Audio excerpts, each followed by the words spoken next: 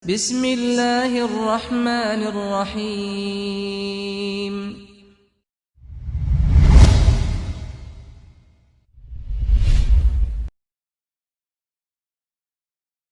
Alhamdulillahirabbil alamin. Wa bihi nasta'inu ala umurid dunya waddin.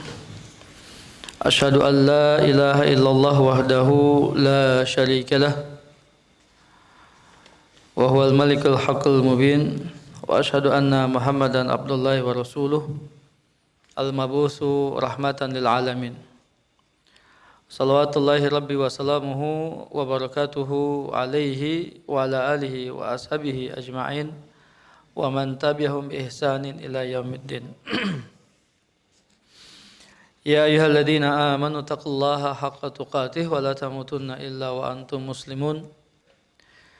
Ya ayyuhan nasu taqu rabbakum alladzi khalaqakum min nafsin wahidah wa khalaqa minha zawjaha wa batha minhuma rijalan katsiran wa nisaa'a wattaqullaha alladzi tasaaluna bihi wal arham innallaha kana 'alaikum raqiba. Ya ayyuhalladzina amanu taqullaha wa qulu qawlan sadida yuslih lakum a'malakum wa yaghfir lakum dhunubakum wa may yuti'illaha wa rasulahu faqad faza fawzan 'azima. Summa ma ba'du fa inna ahsanal hadisi kitabullah wa khairal hadyi hadyu nabiyyina Muhammadin sallallahu alaihi wa alihi wasallam. Ikhwani wa akhwati al-ahibba rahimani wa rahimakumullah, para jemaah salat zuhur Masjid Al-Ahnaf yang dimuliakan oleh Allah Subhanahu wa taala.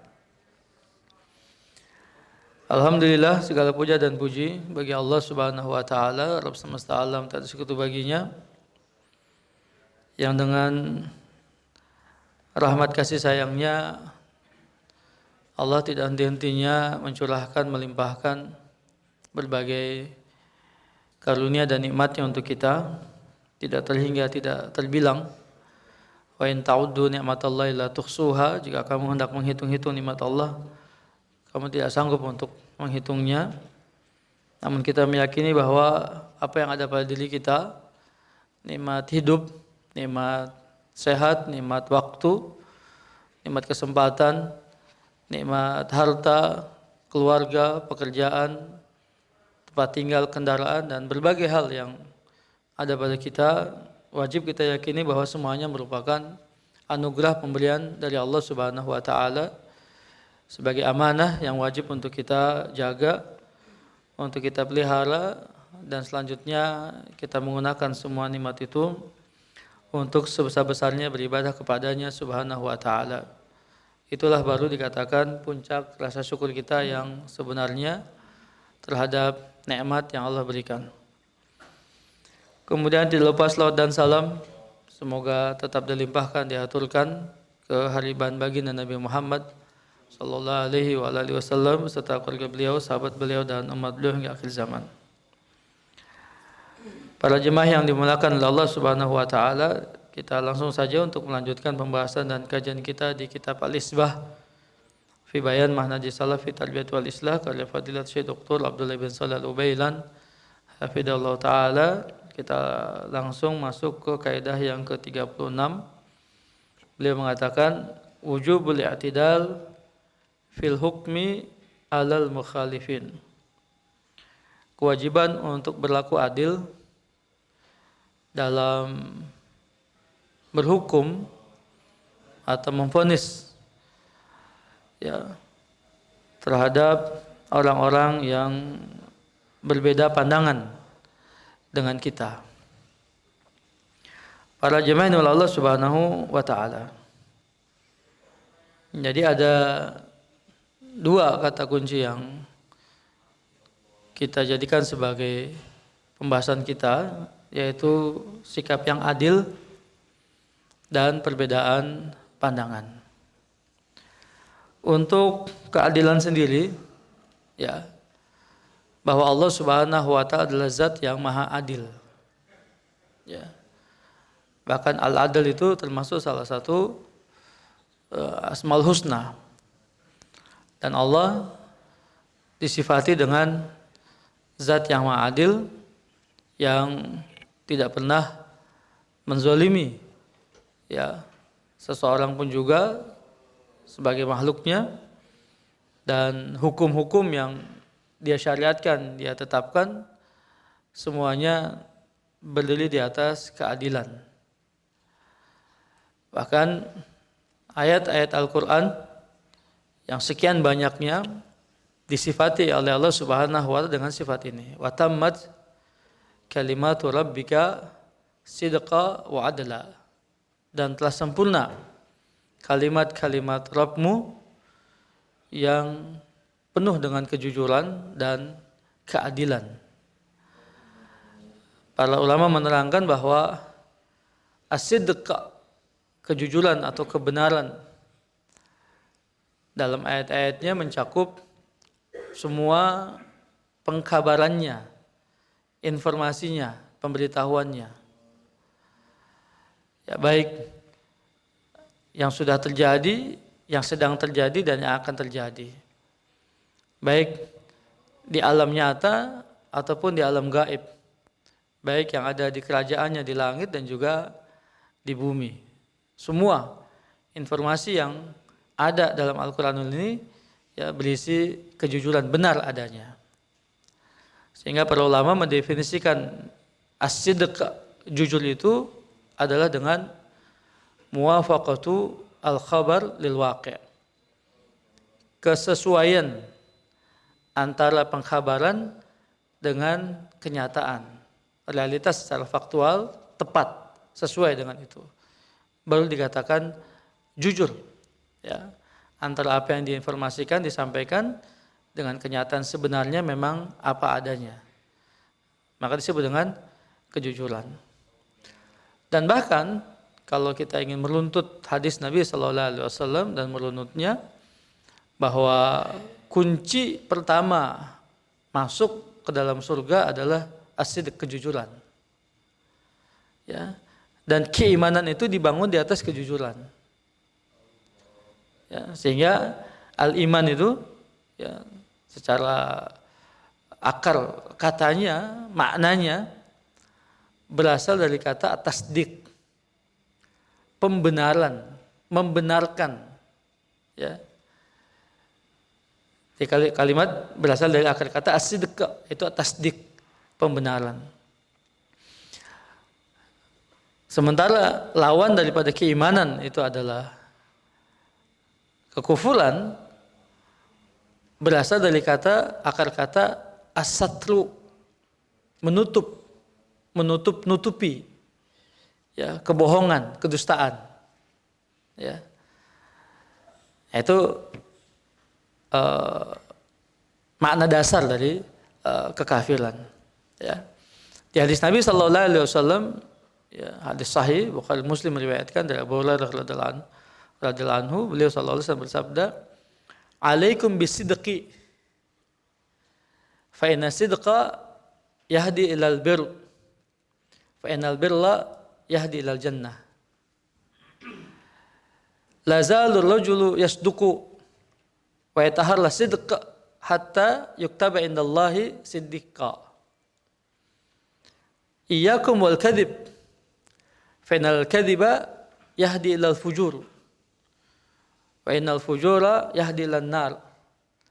La yazalur rajulu yakdhibu wa yataharra al kadhib hatta yuktaba indallahi kadzdzaba." Atau kama qala sallallahu alaihi wasallam.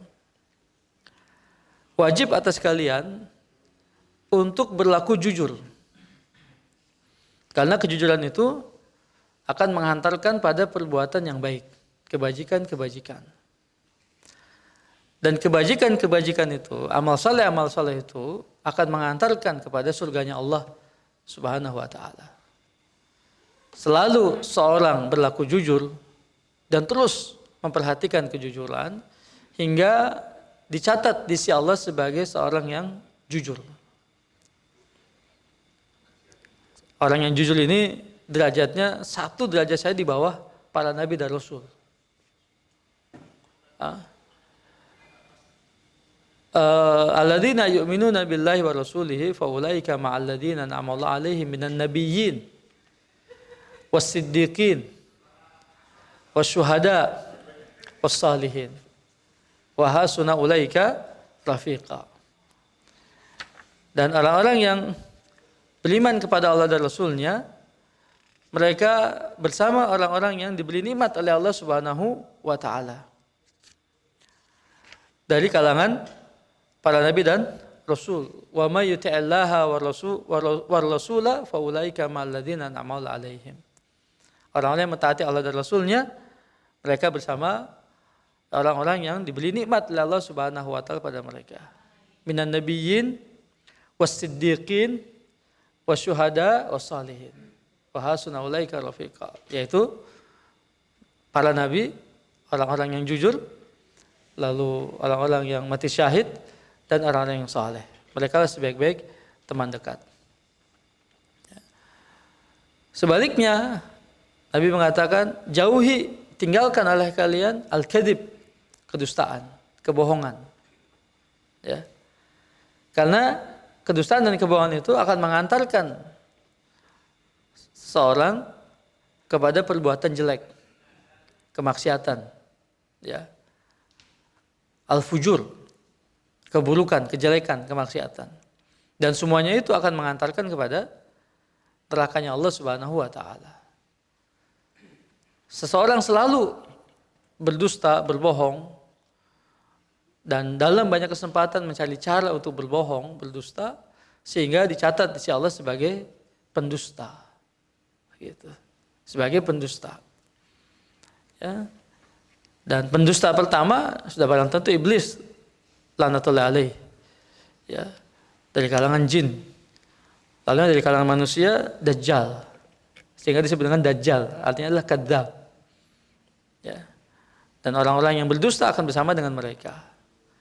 Ya, tidakkah iblis berdusta kepada Adam alaihissalam dengan mencatut, bersumpah atas nama Allah Subhanahu wa ta'ala untuk membohongi, mengelabui Adam alaihissalam agar mendekati pohon yang terlarang itu. Ya, dengan kebohongan dan kedustaannya, ya akan mengekalkan Adam di surga. Tipu dayanya yang luar biasa menggelincirkan Adam alaihissalam. Lalu kemudian sifat-sifat Dajjal yang disebutkan dalam hadis-hadis Nabi SAW sebagai pendusta. Dajjal akan datang pada hari kiamat kelak dengan membawa api di tangan kanannya dan air di tangan kirinya. Yang sebenarnya api adalah surganya Allah, yang sebenarnya air adalah nerakanya Allah. Itulah tipu daya muslihat Dajjal yang luar biasa, ya, sebagai pendusta.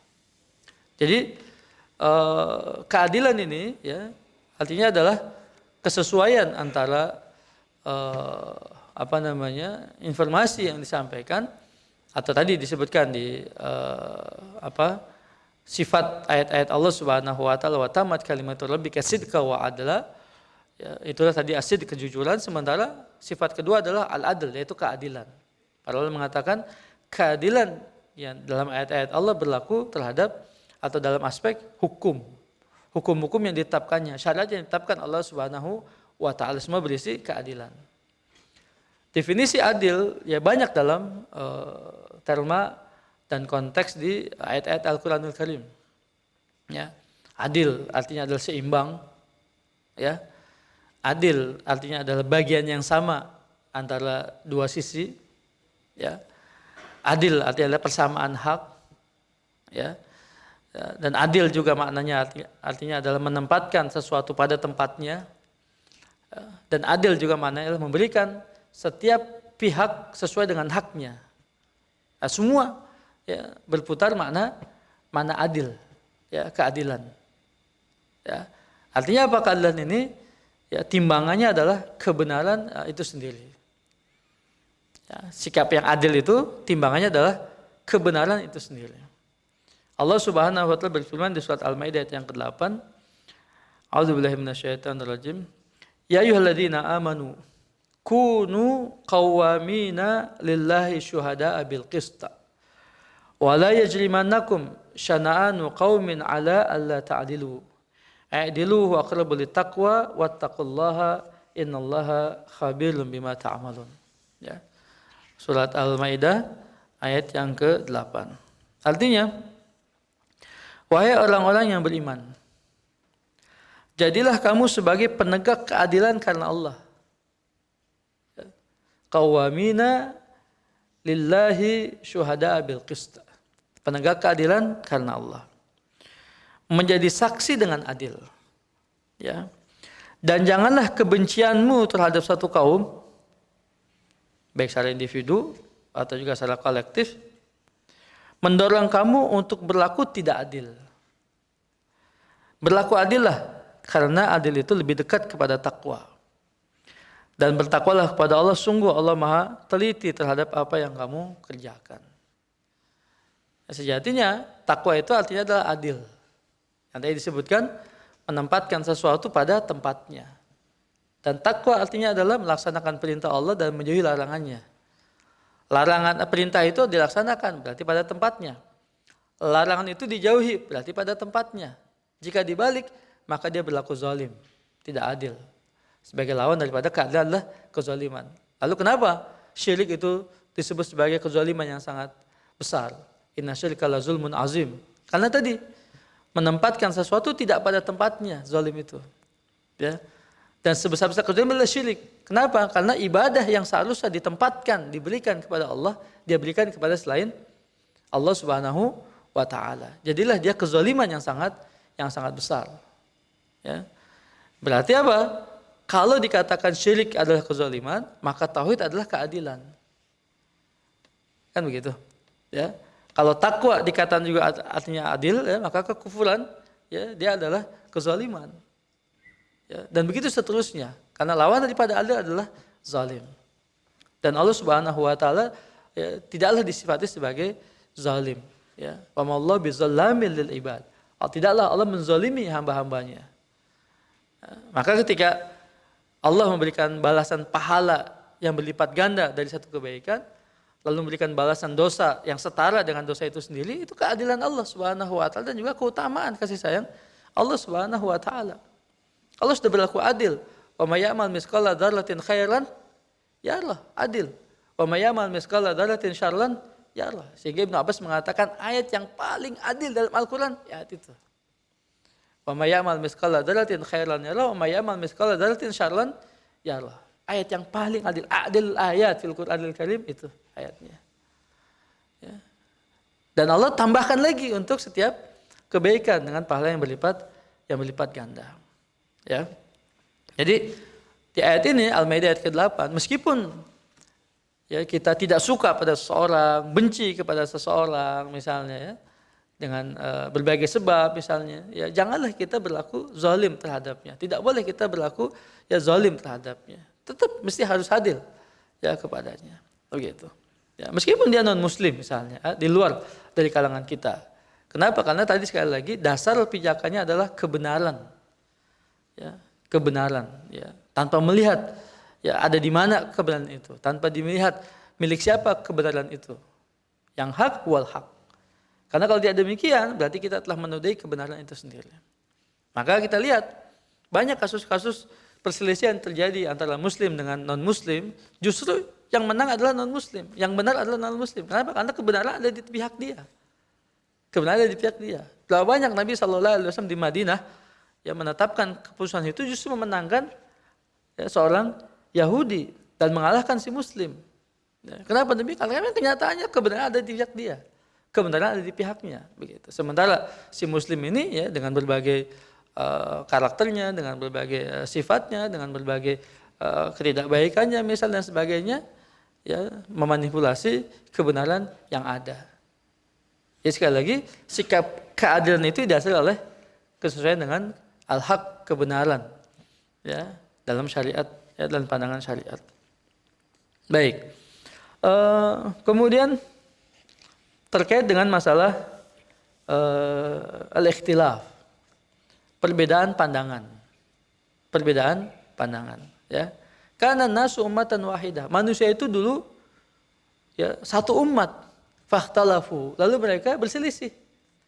Makanya Allah menurunkan para nabi dan rasul untuk memutuskan perselisihan ada di antara mereka. Sudah demikian tetap saja mereka tetap berselisih, illa man rahimah rabbuh, kecuali diberi rahmat oleh Allah Subhanahu wa taala. Meskipun Allah sudah mengutus para nabi dan rasul, meskipun Allah sudah menurunkan ayat-ayatnya, ya, kitab-kitab sucinya untuk memutuskan perselisihan di antara mereka, tetap saja mereka berselisih. Ya, jadi kalau kita perhatikan misalnya, itu salah satu doa Nabi yang tidak diijabah, tidak dikabulkan oleh Allah Subhanahu wa taala untuk tidak menjadikan umat ini berselisih satu dengan yang lainnya. Ya. Kan dikatakan bahwasanya umat ini tidak dikalahkan oleh musuhnya. Iya. Dijabah oleh Allah. Umat ini tidak dibinasakan karena wabah penyakit, iya, oleh Allah. Tapi ketika yang ketiga, janganlah umat ini gitu kan berselisih satu dengan yang lainnya lalu mereka lemah dan kalah. Tidak dijabah oleh Allah Subhanahu wa taala. Jadi sebagai sunatullah perselisihan itu terjadi di tengah-tengah manusia. Ada hikmahnya. Hikmahnya adalah di hikmah dakwah. Hikmah nasihat. Begitu. Hikmah dakwah, hikmah nasihat terhadap mereka-mereka yang berselisih pandangan. Untuk itu, ya, Allah Tabaraka wa Ta'ala menurunkan ayatnya, ya, bagaimana seharusnya kita bersikap terhadap perselisihan yang ada dan yang terjadi, kan gitu, ya. Disebutkan oleh Allah Subhanahu Wa Ta'ala di surat berapa? Surat An-Nisa, ya, ayat 59.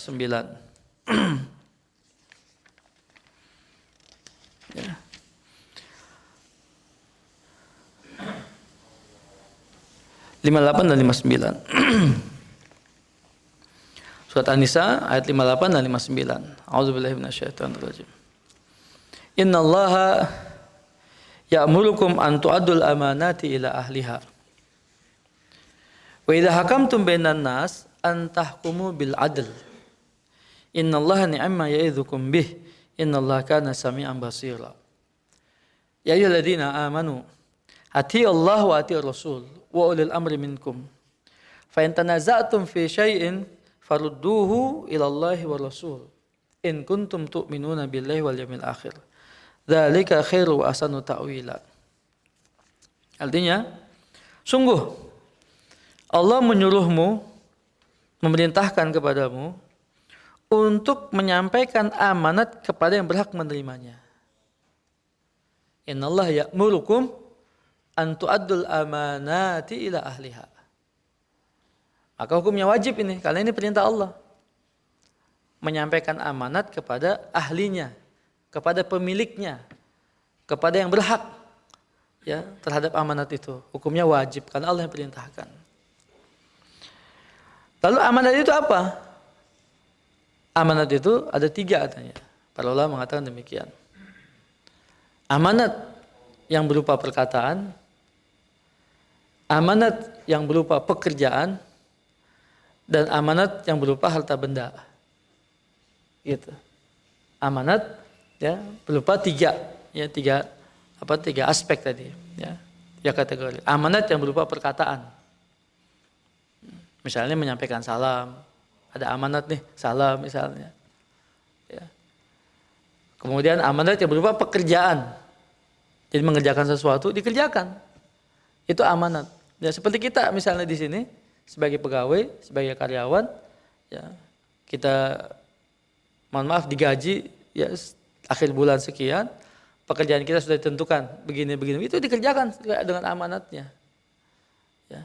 Nah, berupa pekerjaan itu. Kemudian, ya, yang ketiga amanat berupa harta benda. Ya, harta benda. Ya. Yang artian apa? Misalnya titipan, barang titipan. Ya, barang pesanan misalnya. Ya, dan lain sebagainya. Nah, ini amanat-amanat itu wajib ditunaikan, disampaikan kepada pemiliknya. Dan hukumnya wajib. Ya. Tanpa melihat siapa pemiliknya. Ya. Sahib amanat itu siapa? Tanpa melihat siapa, ya, pemilik amanat itu. Ya. Tidak melihat dia muslim dan muslimnya. Ya, tidak melihat dia baik dan buruknya. Ya, tidak melihat dia ahlus sunnah ahlul bid'ahnya. Enggak. Dia pemegang amanat, dia pemilik amanat, wajib kita untuk menyampaikan amanat itu kepadanya. Begitu. Ya. Dan apabila kamu menetapkan hukum di antara manusia, hendaknya kamu menetapkan dengan adil. Dengan adil. Ya. Nah, ini masalah hakim ini. Ya. integritas hakim ini betul-betul diuji dengan ayat ini. Ya, karena hukum ada di tangannya. Ya, untuk ketok palu itu menetapkan. Ya, jika hakim-hakim itu tidak bisa berlaku adil, maka ya, resiko dan konsekuensi sangat besar dunia hingga akhirat. Ya. Jadi kalau menetapkan hukum di antara manusia harus dengan adil. Para ulama menetapkan 2 syarat paling tidak. Syarat pertama adalah ilmu, ma'rifah, pengetahuan tentang hakikat dari masalah yang dihadapinya, ya, dengan berbagai analisanya, ya, dan juga sumber hukumnya, rujukan hukumnya, logika hukumnya dan lain sebagainya, ya, baik pidana ataupun perdata. Yang kedua sikapnya yang adil, yang tidak diintervensi, ya, oleh siapapun juga, yang tidak ada dorongan apapun juga, ya, selain menegakkan kebenaran, begitu. Jadi kalau sudah diintervensi, lalu ada dorongan atau motivasi yang lain misalnya, ya, dari hukum yang akan dia tetapkan, ya, selain menegakkan kebenaran, jelas ya hakim ini berdosa, artinya menanggung dosa yang sangat besar, yang akan merugikan manusia di dunia dan dia akan berhadapan dengan hukum Allah Subhanahu wa taala. Begitu.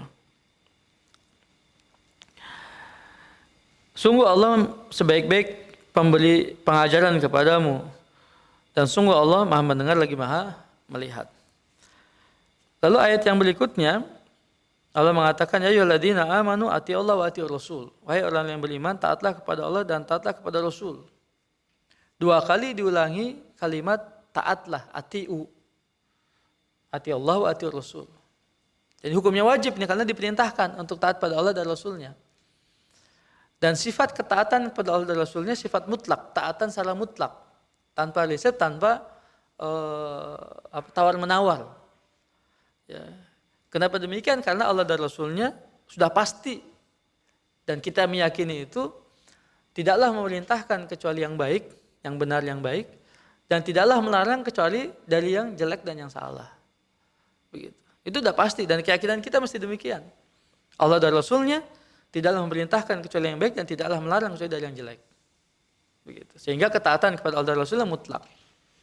Ketaatan secara mutlak. Lalu lebih lanjut lagi para ulama mengatakan bahwa taat ini bagian dari hak Allah dan Rasulnya yang bersinggungan. Ya. Ada, paling tidak ada 3 hak yang sama antara Allah dan Rasulnya bersinggungan satu dengan yang lainnya. Yang pertama keimanan, yang kedua ketaatan, yang ketiga kecintaan. Wajib beriman kepada Allah dan Rasulnya, wajib mentaati Allah dan Rasulnya, wajib mencintai Allah dan Rasulnya. Ya. Dalam ayat Al-Quran, hadis-hadis Nabi SAW ini disebut dengan al-huququl mushtarakah bainallahi wa rasulihi, dengan spesifikasi yang ada pada Allah dan Rasulnya. Begitu. Sudah barang tentu iman kepada Allah berbeda dengan iman kepada Rasul. Taat pada Allah berbeda dengan taat pada Rasul. Cinta kepada Allah berbeda dengan cinta pada Rasul. Tapi ketiganya memiliki ya hak yang sama. Iman, taat, dan cinta. Begitu. Sementara hak Allah secara khusus adalah ibadah. Hak Allah secara khusus adalah ibadah. Dan hak Rasul secara khusus adalah menghidupkan sunnahnya. Beribadah kepada Allah dengan sunnahnya, dengan petunjuk dan bimbingannya. Begitu. Maka ketika Allah mengatakan atiiullah wa atiiur rasul, ini selalu berdampingan taat pada Allah dan Rasulnya. Karena ketaatannya secara mutlak. Tidak ada tawar menawar. Wa ulil amri minkum. Dan kepada ulil amri di antara kalian. Tanpa mengulangi lagi lafaz taat. Tidak lagi disebutkan kalimat taat. Tapi langsung wa ulil amri minkum. Konteksnya taat. Oke, berarti ketaatan kepada ulil amri tidak mutlak. Ketaatan pada ulil amri diikat dengan, dipersyaratkan dengan ketaatan dalam hal yang ma'ruf. Innama ta'atu fi ma'ruf. La ta'ata li makhlukin fi masyiatil khaliq. Tidak ada ketaatan pada makhluk dalam bermaksud kepada al-khaliq. Jadi taat kepada makhluk sebatas kema'rufan, kebaikan. Begitu. Termasuk ulil amri. Kenapa? Karena ulil amri manusia yang tidak maksum. Ya, baik al-umara maupun ulama. Ya, baik para pejabat, ya, pemerintah, para pemegang kebijakan, atau juga para ulama, tidak maksum. Bisa saja salah dan keliru. Nah, ketika salah dan keliru dalam konteks melanggar syariat agama, maka tidak boleh taat. Ya, tidak boleh mentaati mereka. Ketaatan pada mereka dalam hal yang ma'ruf, tidak bertentangan dengan nilai-nilai agama dalam perkara-perkara yang baik. Ya. Lalu kemudian fa in tanaza'tum fi syai'in farudduhu ila Allahi war Rasul. Jika kamu berselisih tentang sesuatu, maka kembalikan kepada Allah dan Rasul. In kuntum tu'minuna billahi wal yawmil akhir. Jika kamu benar-benar beriman pada Allah dan negeri akhir. Zalika khairu wa ahsanu ta'wila, demikian lebih baik bagimu ya, dan lebih baik kesudahannya ya untukmu atau akibatnya. Baik. Jadi di sini ketika Allah mengatakan apabila kamu berselisih terhadap sesuatu, ya, kembalikanlah kepada Allah dan Rasulnya. Para ulama menerangkan kalimat fi syai'in, kalimatnya syai'in dalam bahasa Arab bentuknya nakirah. Ya, bentuknya bentuk umum begitu. Ya, dalam segala hal. Dalam segala hal. Artinya kalau sudah begitu, urusan duniawi atau urusan ukhrawi. Wabil khusus urusan ukhrawi atau urusan agama, kembalikan pada Allah dan Rasulnya. Bagaimana mengembalikan urusan itu kepada Allah dan Rasulnya? Mengembalikan kepada ayat-ayat Al-Quranul Karim, ya, representasi daripada firman Allah, dan mengembalikan kepada sunnah-sunnah Nabi, hadis-hadis Nabi Sallallahu Alaihi Wasallam, representasi daripada petunjuk dan bimbingan beliau Sallallahu Alaihi Wasallam saat ini. Begitu. Jadi mengembalikannya kepada Al-Quran dan hadis Nabi Sallallahu Alaihi Wasallam. Ya. Untuk urusan agama, ya jelas, ya itu menjadi concernnya, ya untuk urusan agama, ya menjadi inti daripada dakwahnya para Nabi dan Rasul, inti daripada syariat agama, ya Al-Quran dan hadis Nabi Sallallahu Alaihi Wasallam.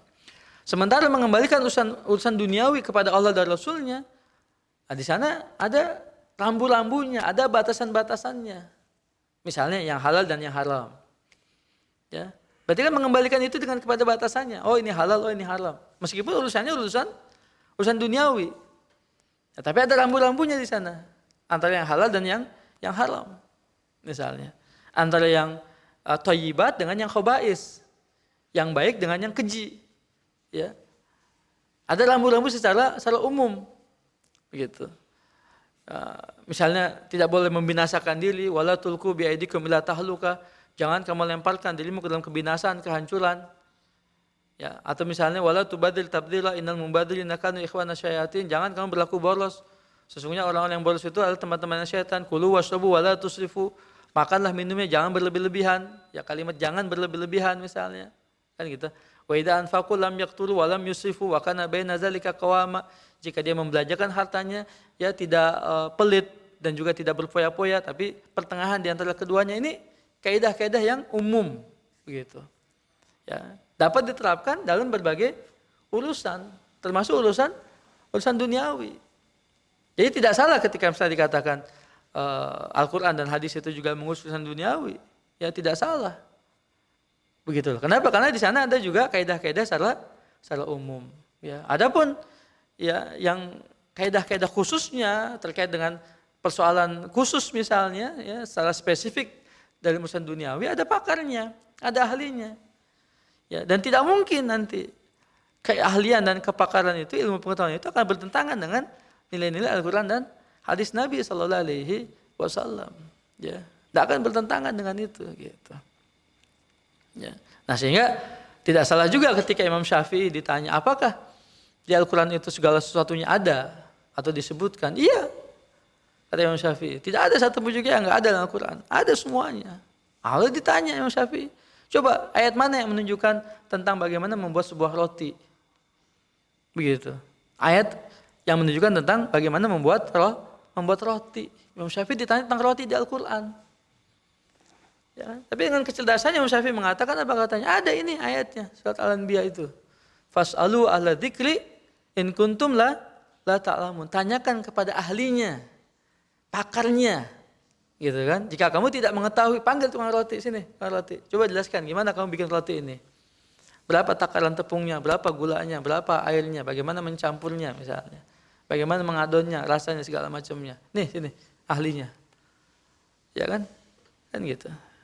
Siapa yang mengarahkan kita untuk mendatangkan tukang roti tadi? Al-Qur'an.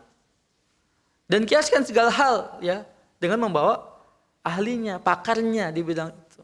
Itu tuntutan Al-Qur'an. Maka enggak salah ketika Nabi mengatakan idza wusidal amru ila ghairi ahli fantadalisa. Jika satu urusan diserahkan kepada yang bukan ahlinya, ya dia nggak kompeten di situ misalnya ya, maka tunggu kehancurannya, tunggu kerusakannya, tunggu kebinasaannya. Benar. Kan gitu kan? Ya. Kerusakannya lebih besar ketimbang kebaikan yang diinginkan. Karena memang dia bukan ahlinya. Ya, jadi jangan semena-mena memberikan pekerjaan kepada yang bukan ahlinya, begitu. Nah, itu semua menunjukkan apa tadi? Ya, keadilan. Nah, kalau dikatakan tadi berselisih pandangan, berselisih pendapat, kembalikan kepada Allah dan Rasulnya dalam berbagai hal. Nah, memang betul kita banyak membutuhkan alat bantu untuk memahami ayat-ayat Al-Quran dan hadis-hadis Nabi Sallallahu Alaihi Wasallam. Memahami bahasanya, memahami isi dan kandungannya, memahami isyarat-isyaratnya, memahami konteks-konteksnya misalnya, ya. Lalu sampai kepada kesimpulan hukum. Itu butuh alat bantu memang. Ya, tidak salah misalnya, ya. Sehingga itulah peran para ulama menjelaskannya kepada kita, begitu. Peran ulama di situ. Ya betul, kita kembalikan kepada Al-Quran dan hadis Nabi. Semua akan menyodorkan Al-Quran dan hadis. Semua akan menyodorkan dalil misalnya. Oh ini dalil Al-Quran, oh ini dalil daripada hadis misalnya. Nah bagaimana memahaminya itu, mendudukannya itu, mensinkronkan semuanya itu tadi butuh alat-alat bantu tadi. Ya. Memahami bahasanya, kandungannya, isyarat-isyaratnya, ya, sampai pada kesimpulan hukumnya, lalu bagaimana aplikasinya misalnya dan sebagainya. Ya, butuh alat bantu itu semua, begitu. Ya, lalu mana yang lebih dekat kepada kebenaran dari semuanya itu? Nah, itulah butuh tadi ulama-ulama yang membimbing kita, ya, dengan istihad-istihad mereka, ya, dengan alat-alat yang mereka miliki yang membimbing kita untuk memahami. Tapi yang jelas kembalikan kepada Allah dan Rasulnya. Ya, sehingga dalam urusan-urusan kontemporer belakangan ini juga ya, kita punya DSN ya, Dewan Syariah Nasional misalnya ya, di bawah MUI gitu ya, atau bersama dengan MUI ya, mereka mengeluarkan fatwa-fatwa membahas persoalan-persoalan kontemporer. Itu cukup bagus buat kita. Ya, kita lihat ya bagaimana mereka memahami ayat Al-Qur'an yang umum dan hadis Nabi yang umum, lalu ya membawakan ya, pendapat-pendapat para ulama dari kitab-kitab mereka, lalu pada akhirnya mereka menyimpulkan satu kesimpulan hukum. Ya, untuk menanyakan tentang hukumnya seperti apa dan bagaimana, misalnya. Ya, begitu.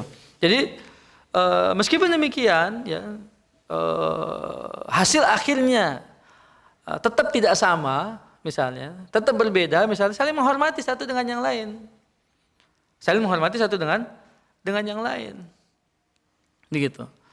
Ya, sebenarnya ada satu sikap yang tidak perlu kita berkecil hati dan tidak perlu juga menyebabkan kita berpecah belah, adalah salah dan benar sebenarnya.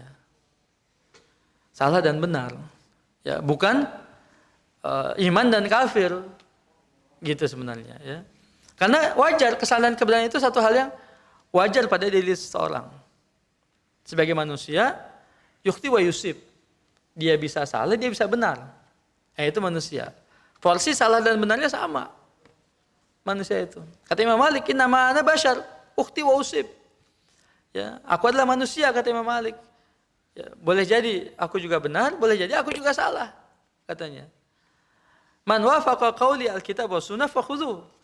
Perkataanku yang sesuai dengan kitab dan sunnah ambil. Tapi yang menyalahi Quran dan sunnah tinggalkan. Itu kata Imam Malik. Di kesempatan yang lain dia mengatakan, boleh jadi aku berpendapat dengan sesuatu, besok aku ralat lagi pendapat itu. Wajar. Ya. Kesalahan kebenaran yang ada di kalangan manusia dan juga di kalangan para ulama. Ya. Lalu bagaimana kita mengetahui itu benar dan salahnya? Itu butuh lagi tadi. Ya, penyeimbang. Ya, pembanding. Ya. Ada panelis, ada pembandingnya. Oh, ini mana benarnya, mana yang salahnya. Istihad para ulama juga demikian. Ya, mensahihkan satu hadis, menghasankan satu hadis, mendaifkan satu hadis, kembali kepada istihad mereka dengan kaidah-kaidah yang ada pada mereka. Ya. Nah, itu ditimbang semuanya itu. Mana lebih mendekati kepada kebenaran. Sehingga apa? Ketika dia mengambil satu pendapat, tidak boleh dia memaksakan orang lain untuk mengikuti pendapatnya. Ya. Dan dibenarkan. Jika ingin menunjukkan kekuatan daripada argumentasinya silahkan. Tapi untuk memaksa, tidak boleh. La ikraha fid din, tidak boleh ada paksaan dalam beragama itu. Ya, untuk mengikuti misalnya, tidak boleh ada paksaan. Tapi untuk menegakkan hujah, menjelaskan hujah, menerangkan hujah misalnya, yang lebih kuat, yang lebih dekat pada kebenaran menurut dalam pandangannya silahkan. Tapi untuk memaksakan kehendak tidak. Begitu kan. Kata Imam Syafi'i dalam satu riwayat menyebutkan, qauli ya, shawab, yahtamil khata. Wa qauluka atau wa qauluhu khata yahtamil shawab. Pendapatku benar, tapi boleh jadi mengandung kesalahan, kekeliruan. Sementara pendapat yang salah, tapi boleh jadi mengandung kebenaran. Di setiap pendapat itu pasti ada porsi ya benar dan salahnya. Mesti ada itu. Setiap pendapat, setiap ruang istihad mesti ada porsi benar dan salahnya. Tepat dan tidak tepatnya mesti ada. Nggak bisa dikatakan harus 100% benar semuanya, 100% salah semua, enggak. Begitu. Nah, saling menghormati dan saling menghargai ya di setiap pendapat yang ada ya dalam ranah istihad. Syekhul Islam bin Taimiyah rahimahullah taala ya, pernah mengatakan, fa inna sailina ala tariqati salaf yuqti'una wa la yukaffirun illa man qamat ala hujjatul risalah. Wa lihadza qala Syafi'i lian atakallam fi ilmin yuqalu li fi akhta'ta ahabbu ilayya min atakallam fi ilmin yuqalu li fihi kafarta. Orang-orang yang berjalan di atas manhaj para ulama-ulama salaf ya, mereka menyalahkan satu pendapat kepada pendapat yang lain, tetapi tidak mengkafirkan. Kecuali yang jelas-jelas telah tegak padanya hujatul risalah, jelas kekafirannya. Jika tidak. Sebatas salah dan benar dalam istihad. Ya, tidak sampai pada derajat kekafiran. Karena resikonya besar kalau sampai pada derajat kekafiran. Akan keluar dari Islam, halal darahnya, halal hartanya, lalu nanti di akhirat dia masuk dalam api neraka misalnya, kekal, boleh jadi demikian misalnya. Atau juga misalnya pada kekafiran dia tidak boleh disolati ketika matinya, tidak boleh dikuburkan di pengadilan muslim, banyak resikonya. Ya, ketika hukum kafir itu ya mengenai seseorang begitu. Maka tidak suka para ulama salaf itu untuk mengambil vonis hukum ya dalam kekafiran. Ya. Tapi lebih kepada salah, Anda keliru, Anda tidak tepat. Sah-sah saja yang seperti itu. Begitu kan? Adu argumentasi misalnya. Kata Imam Syafi'i mengatakan, ya, aku berkata kepada sesuatu atau dari satu disiplin ilmu, lalu dikatakan padaku Anda salah. Lebih aku sukai ketimbang dikatakan kepadaku Anda kafir misalnya. Nah, ini sikap para ulama yang mencontohkan diri kepada kita. Jadi tidak perlu alergi ketika dikatakan Anda salah, Anda keliru, Anda tidak tepat. Satu hal yang wajar. Begitu. Kenapa? Karena tidak setiap pendapat kita harus benar. Tidak setiap pendapat kita tepat sesuai dengan keinginan ya Allah dan Rasulnya misalnya. Tidak mesti seperti itu. Ya. Sehingga orang yang menyadari dirinya bisa salah, itulah ya seorang yang benar, yang jujur. Begitu loh. Ya ketika seorang ditanya sesuatu lalu dia menjawabnya salah, berarti manusiawi. Ketika seorang ditanya sesuatu lalu dia katakan tidak tahu, manusiawi. Ya kan? Karena tidak ada manusia yang selalu benar, tidak ada. Tidak ada manusia yang mengetahui segala sesuatu, tidak ada. Jadi nggak usah nggak usah kecil hati, nggak usah marah, nggak usah murka, nggak usah. Ya, biasa saja, manusiawi kok. Dikatakan Anda salah, ya manusiawi, manusia bisa salah, bisa benar. Ada apa? Masalahnya di mana ketika dikatakan Anda salah? Ya. Tunjukkan yang benarnya, tunjukkan salahnya di mana, tunjukkan yang benarnya. Ya, Anda keliru, oh iya, tidak apa-apa, saya keliru misalnya. Tunjukkan kekeliruannya dan tunjukkan mana yang benarnya dan siap untuk rujuk. Begitu seharusnya. Ketika ditanya Anda tahu, dia bilang nggak tahu. Ada masalah apa dengan seorang yang nggak tahu dengan menjawab dia nggak tahu? Ada masalah apa? Tidak semua orang harus tahu segala masalah, ya kan? Nah ini yang jiwa ini, mental ini yang kurang dari mereka yang yang sudah duduk ya di posisinya gitu. untuk dihormati, untuk dihargai, untuk didengar suaranya, untuk diiyakan pendapatnya, untuk ini segala macam gitu. Ya. Nah, itu dia. Ya. Apakah dia menempatkan dirinya selevel dengan Rabbul Alamin yang tidak akan salah? Mungkin. Apakah dia menetapkan dirinya ya para nabi dan rasul pun bisa salah. Begitu. Ya. Nah, ini yang kita perlu perlu didewasakan dan juga perlu dibiasakan ya. Para ustadz, para kiai, para dai gitu ya. Segala macam. Sesuatu yang wajar saja ya, ketika ada seorang yang menyalahkan atau menilainya salah atau dia tepat atau keliru, sesuatu yang wajar saja. Ya, sudah pernah itu dengan cara yang elegan, dengan cara yang baik. Itu adabnya ya, itu etikanya ya. Tapi ketika dikatakan salah, siap. Oke, saya salah, tidak masalah, salah. Ada masalah apa? Ya, saya salah. Ya, tunjukkan kesalahannya di mana, lalu bagaimana yang benarnya. Begitu. Nah, itu sikap mental yang dewasa, yang jernih dan manusiawi. Ya, manusiawi yang seperti itu. Ya, jangan marah, cemberut, sampai nggak salah misalnya, sampai dia kecewa, sampai ini, sampai marah-marah, sampai ya, dan dewasa jadinya dalam bersikap. Begitu ya. Jadi termasuk perbedaan pendapat, perbedaan di antara kita jangan menyebabkan kita berpecah belah. Ya. Justru lebih dewasa, lebih menuntut kita untuk mencari, belajar dan belajar. Demikian, mudah-mudahan nasihat ini bermanfaat buat saya dan buat kita semua. Ya, yang jelas yang kita ingin adalah kebenaran. Yang kita tuju adalah ridha Allah dan Rasulnya. Jadilah kita manusia, yang salah dan yang benar, dan mengakui kesalahannya dan siap menerima kebenaran. Dan begitu. Baik, itu saja. Kurang lebih saya mohon maaf. Subhanaka Allahumma bihamdika asyhadu an la ilaha illa anta astaghfiruka wa atubu ilaik. Assalamualaikum warahmatullahi wabarakatuh.